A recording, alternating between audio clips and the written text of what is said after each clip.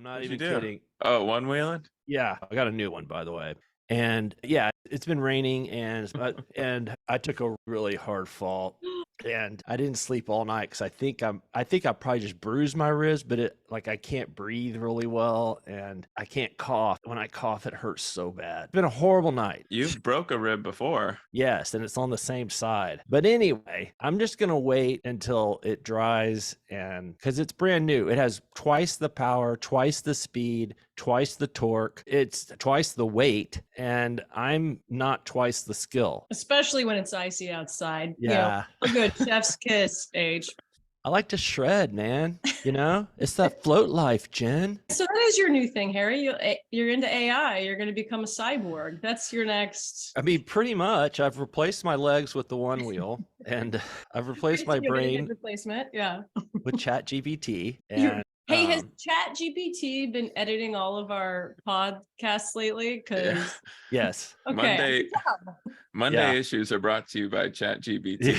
No. All right. But yes, the company behind ChatGPT has a podcast editing software called Descript, and that is what I use. It cuts the time down by about 80%. It's not perfect. I don't know. Do y'all even listen to our podcasts after they're posted? That's how I know. Yeah. In the beginning, it's like, yeah. Well, it makes cuts on its own, so I don't have to, but it does make it a little jerky sometimes. But you know what? I'm on the 80-20 rule. As long as 80% of it's good, that's all you have to worry about. And 80% of the time I don't work. Yeah. Well, I mean, the 80th flipped on my case, Jen, but yeah, that's a great leadership to tell your associates is like, just get it 80%, guys. I mean, because really the last 20% is a lot of effort for nothing. And so, that 20% lets me go out and break my ribs out on a one wheel instead of editing safely in my desk chair. All right, let's let Josh Hare in. This is Rick's NA. It's a near beer, Jen. Oh, I know. Josh and I go way back. Part of the angle here. He's a vet. Cool. Well, yeah, because I noticed that they're based in Austin, right? Oh, yeah. Josh is a vet. He's behind Hops and Grain that started in 2011. So now I remember that. Yes. Yeah. Okay. Turning his sights to the NA. And we're talking about him like let's talk about him. Yeah. Let's continue to talk about him as if he's not here. And hello, Josh. I'm Harry. Jen, why don't you introduce our guests? And we're just going to launch right into it, Josh. That's how we do things around here. We just go. Awesome. Well, let me introduce to the pod, Josh Hare, founder of Rick's Near Beer. As we were just saying, Josh is no stranger to the industry. He founded the well-known Hops and Grain brand more than 10 years ago here in Austin. And now he's turning his sights to the NA beer world, launching Rick's Near Beer, I believe, at the end of last year. Is that right, Josh? Yeah, December 1 we launched. Nice. So part of the reason we wanted to talk to you about this brand is that I found the positioning so interesting because one of the things we've been talking about with NA beer is it's so expensive, right? But you seem to have seen that and you guys price your beer, I believe, under $10 a six pack. And you're really going for that like classic beer brand look, which is different too. So tell us about what makes your approach different. Yeah, for me, I think I've, as you said, I've been in the beer industry for a little while and I have been involved on the craft side. So very familiar with pricing strategy for craft and all of those components. And, I think value propositions are important, and NA beer in particular being fairly, let's just call it fairly new in terms of like the craft. It was really important for me that it was an approachable brand, both from a price perspective, but also just from a familiarity and kind of, brand equity perspective. And so I wanted to, one, make sure that the price was approachable and was almost in that kind of, premium domestic range, not in the $14, $16, $18 a six pack, but more in the $10 a six pack. Because at the end of the day, it's hard to convince someone to buy something without alcohol in it and fetch a price close to something that has alcohol in it. But at the same time, if we wanted people to adopt the brand and really, dig into it, it needed to be approachable. And the brand itself, doesn't scream at you, pay $16 a six pack, it screams at you like, put this on your grocery list and make this a part of kind of the everyday for you. So that was, I guess, initially the piece on the pricing. It's got like Coors Banquet vibes to it, and it's. Hey, thank you for saying that. A banquet a day keeps the doctor away. Damn right. Yeah. Yeah, I wanted to ask real quick, Josh, is the importance of local for craft, is that going to play into non-alc craft, do you think? Rick's is based in Texas, but I believe the beer is produced in Colorado, and Harry was saying it has like that Rocky Mountain imagery. Did it worry you at all that this wouldn't ooze Texas, or do you think this is just kind of a different game as it relates to local and non-alc?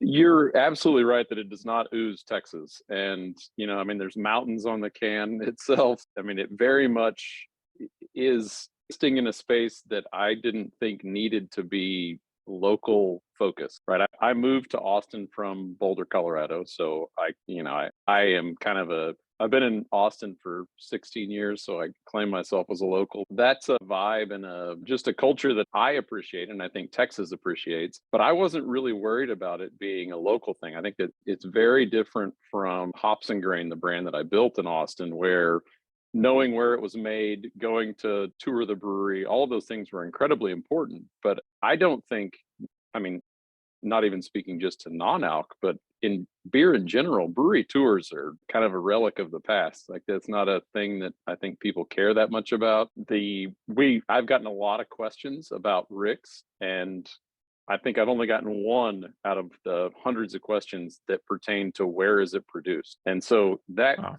pretty clearly tells me that, I mean, if you're delivering a product that people want, that they like to drink, that tastes good, fits with their lifestyle, and makes them smile when they drink it, who cares where it was made? And so, Hey, yeah, no, Josh, it wasn't. where is it made? Like, can't tell you that. Yeah, it's made in Denver, Colorado. At the Molson Coors? No, I've know gotten that this they're question a speaking few of times, banquet. but no. Yeah, okay. Breaking news. No, we'll cut that in post. No. Chat GPT, cut that in post.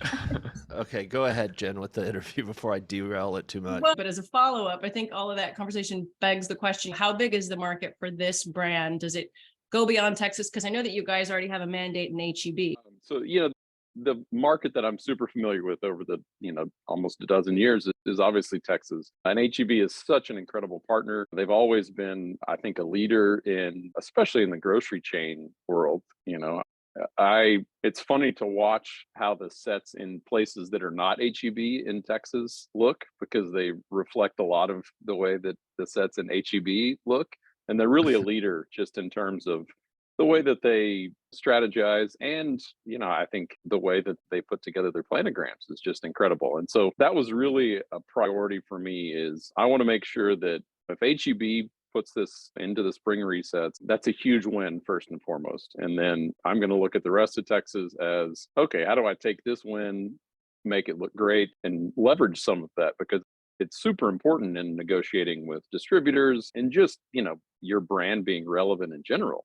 But as far as where can it travel, how can it travel, we are talking right now with Colorado distributors. That's a huge, for me, it's important because obviously I have roots there, but also I think the brand resonates there just truly, I think it resonates there. And also it's produced there. So it's kind of nice from a logistical standpoint to have distributors aligned, in that area. But to start, I think the Texas, New Mexico, Oklahoma, Colorado, that's really going to be a focal point. We have had a lot of inbound interest from distributors on the West Coast, as well as and then the e-commerce sales that we've done thus far. That's been fascinating. We've shipped beer to 25 different states at this point, and the majority of those have been Illinois, California, Florida, Colorado, behind Texas, obviously. So have y'all signed any distributors yet, or is that still in the works? I can't say. We've almost filled out the state of Texas. Got Houston and San Antonio locked in. Austin will be locked in by the end of the week.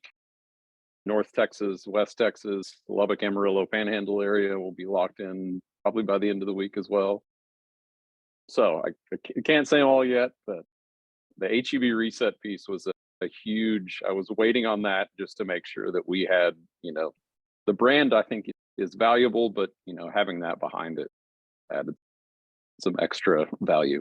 Yeah. That just kind of goes to your experience, because I think a lot of people come into the industry ass backwards, and they go to the distributor without having any authorizations or, even a plan to go to the chains. And, when people say, which distributor should I go with in Florida? I'm like, well, you should go to Publix first and find out if you can get the set. Sure. But okay, go ahead, Jen. I talked over you. No, you're good. So, Josh, we know that the brand is made in an underground bunker somewhere in Denver, but Right. you got a tap room, I believe, opening on the east side for it too, right? Can you explain the whole angle there? Yeah. So East Austin is near and dear to my heart. I've lived in East Austin ever since I moved here in '05. And the e-commerce component has been, the only channel that we've had since we launched on December 1st. And I am currently the one that's fulfilling all of those e-commerce orders. So all of you listening who have received a package, thank you very much. It was lovingly taped together and packed up by yours truly.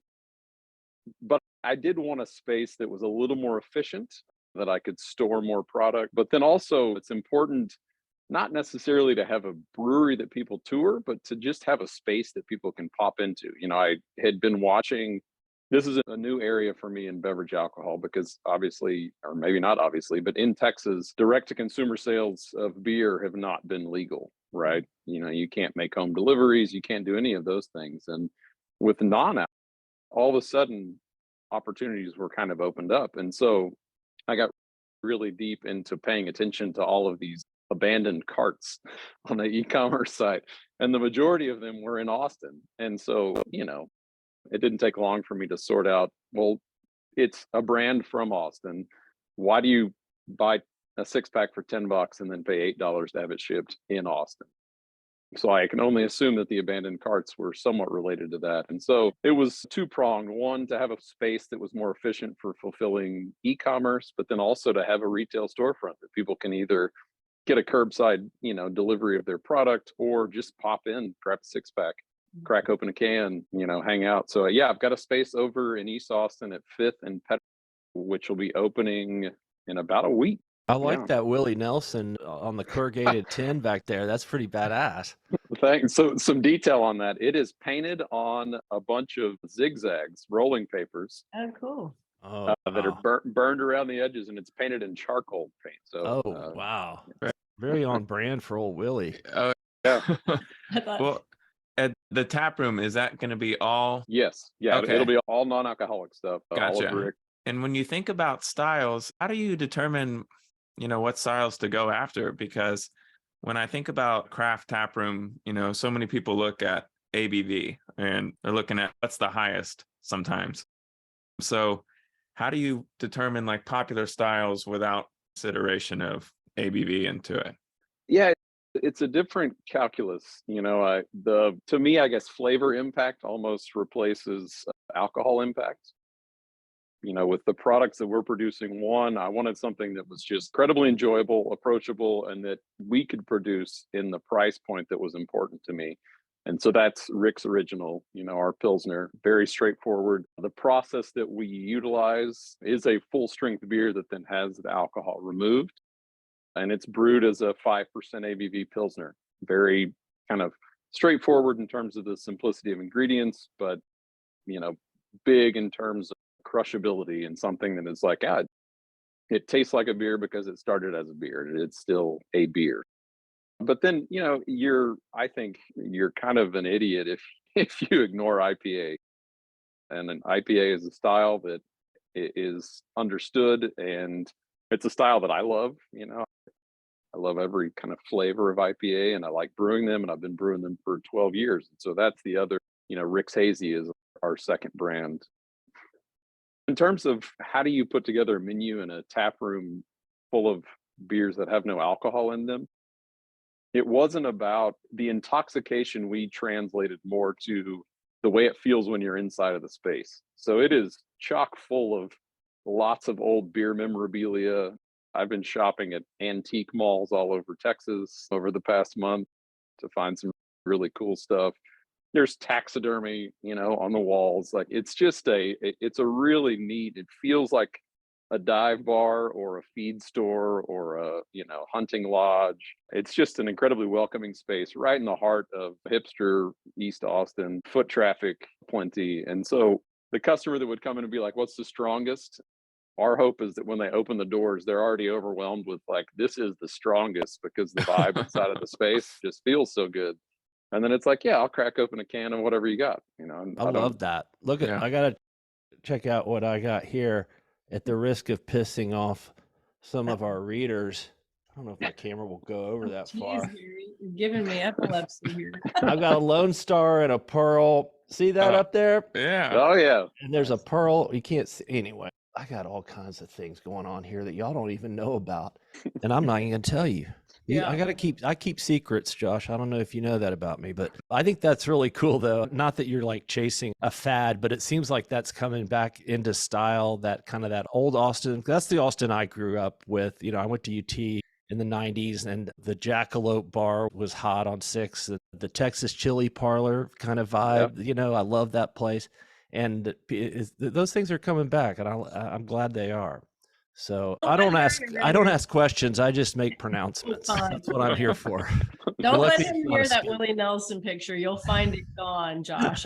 I've got a lock on the office door. The tap room. I got one more and then we'll probably wrap up here, but I can't help but wonder these days, when somebody opens a new NA space or brand, are they angling for the day that cannabis becomes legal, right?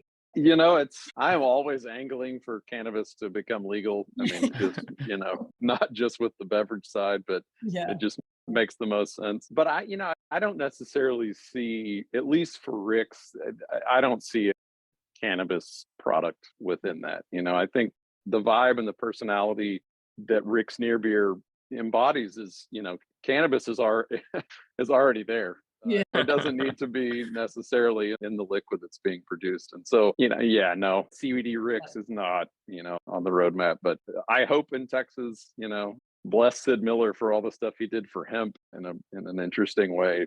Eventually, I think lawmakers will start to recognize the tax benefits, and so we'll I see. love that they made THC from hemp legal. I don't even think the politicians know what that even means. I think it was an accident.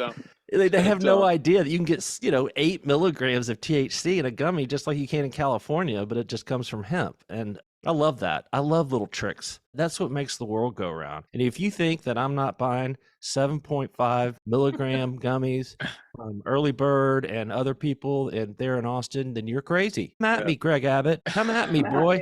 Oh gosh. Yeah. Well, and Minnesota was such a fascinating and hysterical Yes. to watch. They interviewed some state senator. He's like, I just think we legalized those lettuce. It was hilarious. Yeah. Good times. Yep. I think that's all I got, unless you guys have anything else. But Josh, I will show up at that tap room and I'm going to use it as my free office space. So I hope you have coffee. We do. And free Wi-Fi. Absolutely. Perfect. Oh gosh, don't tell her that. I mean, she gets on her torrent sites, and we have to buy her a new computer like every 3 months. Not even kidding. And Jordan was like, I sat next to her at a conference, and the computer was humming. It was working so hard. She had like 30 tabs open, and it was smoke coming out of it, and you could hear that fan just running. Yeah, It's true. It's true. True. My lap was very hot. Yeah. Well, Josh, thanks for being on BeerNet Radio. This is where all your dreams come true, and I hope they do. Next time I'm in Austin, maybe I'll shoot you a text, and maybe I can come by and see the place and have a near beer with you if you're around. Absolutely. Thank you for hosting me. Please do come visit. Yeah, you bet. All right, guys. Well, thanks for being on, and we'll see you later. Bye.